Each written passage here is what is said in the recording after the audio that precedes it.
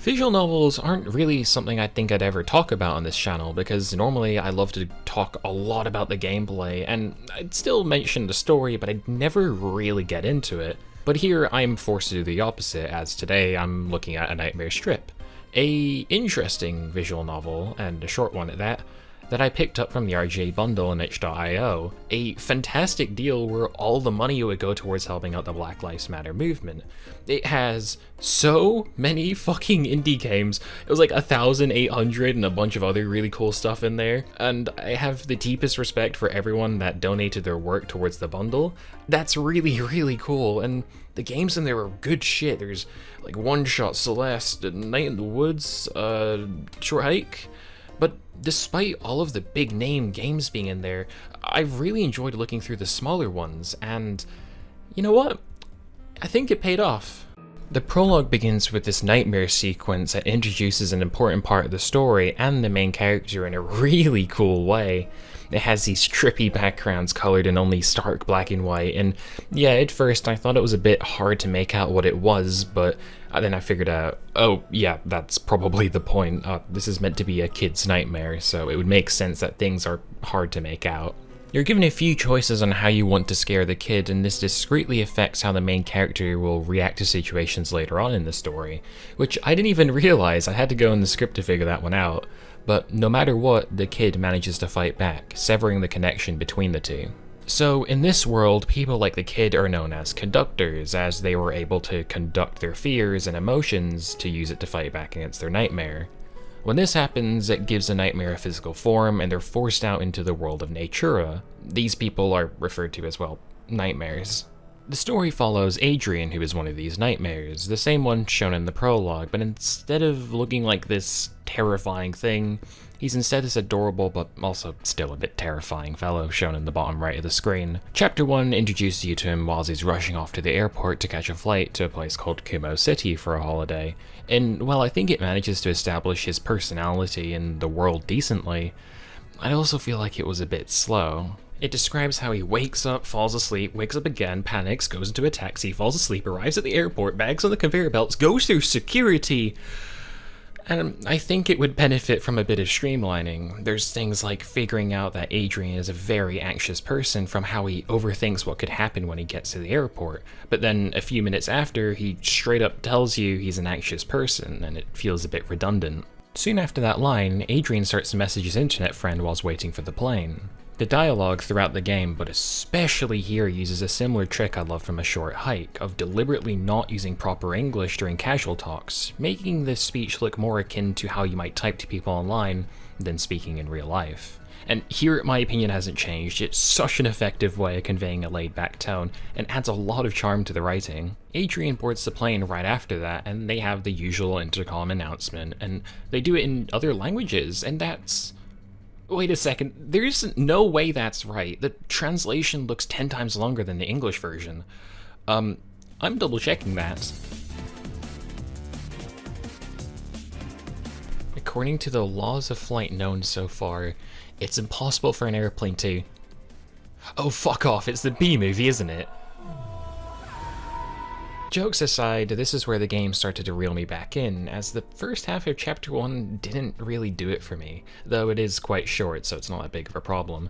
Adrian starts to speak to this nosy plant pop flight attendant. I just realized how strange that is, but the interaction was really fun to read, and you learn a lot about the world, that Adrian's going to Kumo City because of them animes, and to meet his conductor. Adrian finally arrives at the city with no SIM card or sense of direction, but you luckily meet Gangle, who introduces himself with pronouns, truly the chattest way to introduce yourself. He offers to guide him to the hotel, and on the way they discuss the culture of Kumo City. And here is where the game clicked for me.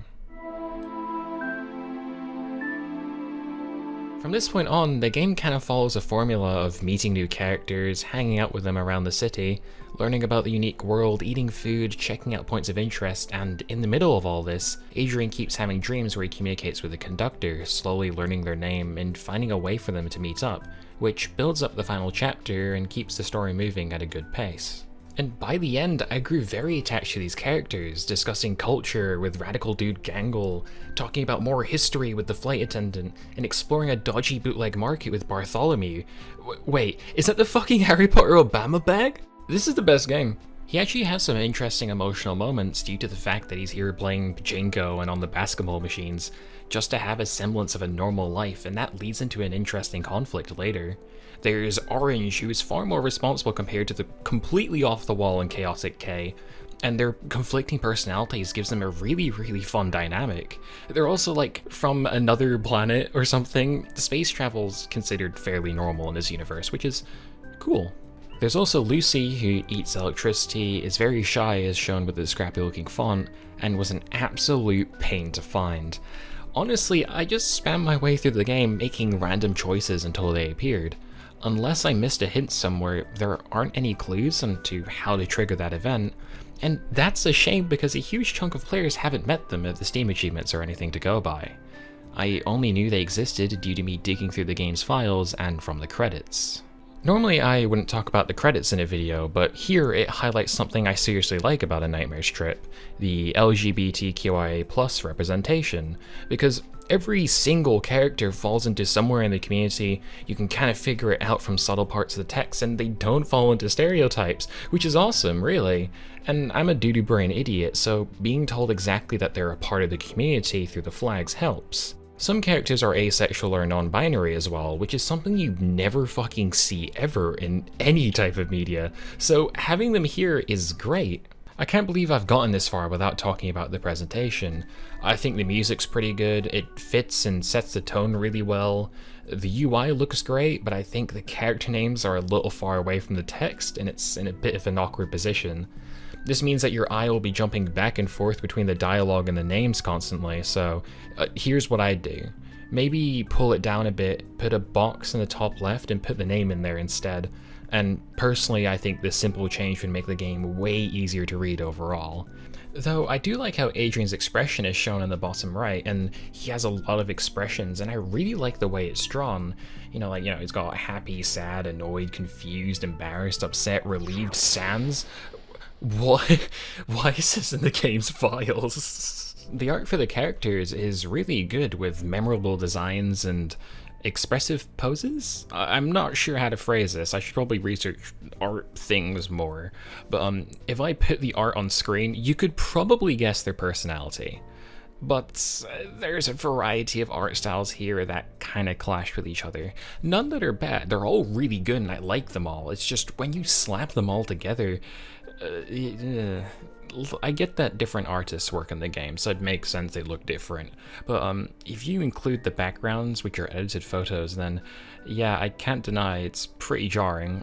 I'm actually a bit mixed on the backgrounds though, because yes, having them be in a more fitting style would likely be better for the game overall, but I feel like it adds another layer to the game that I love. So you'll probably figure out that these photos were taken from a trip to Japan and Taiwan, and it's basically confirmed when Gangle brings up that Kumo City is a mishmash of the two places.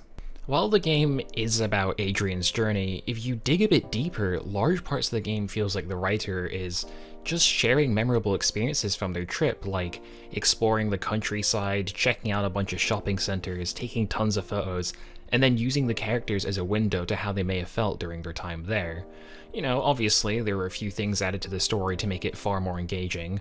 Something tells me they might have not met a living segue, but despite all of that, there's something really cool about just someone sharing their experiences, and it worked.